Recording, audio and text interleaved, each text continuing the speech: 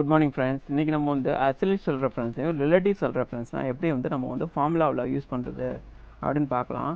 அதுக்கு நான் இங்கே வந்து ஃபார்முலா வந்து டெரைவ் பண்ணுறேன்.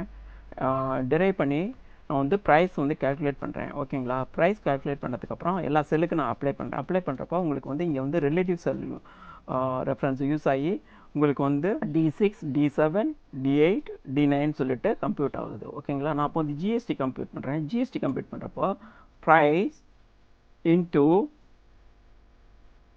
tax percentage divided by 100. ஓகேங்களா? நான் இப்போ இதை கம்ப்யூட் பண்ணிட்டு மற்ற செல்லுக்கெல்லாம் ட்ராக் பண்ணுறப்போ என்ன ஆகுது பாருங்கள், இந்த 3 வேல்யூ வந்து தப்பாக இருக்குது. ஏன்னா it was using the relative sell reference. இங்கே பார்த்தீங்கன்னா D4, இங்கே பார்த்தீங்கன்னா D5, இங்கே பார்த்தீங்கன்னா D6ன்னு சொல்லிட்டு அது வந்து இன்க்ரிமெண்ட் வேல்யூவை உங்களுக்கு தப்பான வேல்யூ வந்து ரெஃபர் பண்ணுது. அதுக்கு நம்ம வந்து ஒரே ஒரு இந்த வேல்யூ மட்டும்தான் நம்ம வந்து ரெஃபர் பண்ணணும். அதுக்கு நம்ம இங்கே பண்ணிட்டு ஃபார்முலாவோட போய்ட்டு ஹைலைட் பண்ணிவிட்டு F4 ப்ரெஸ் பண்ணுங்கள். F4 ப்ரெஸ் பண்ணிங்கன்னா $D $3ன்னு சொல்லிட்டு அந்த வந்து செல் ரெஃபரன்ஸ் வந்து லாக் ஆகிரும்.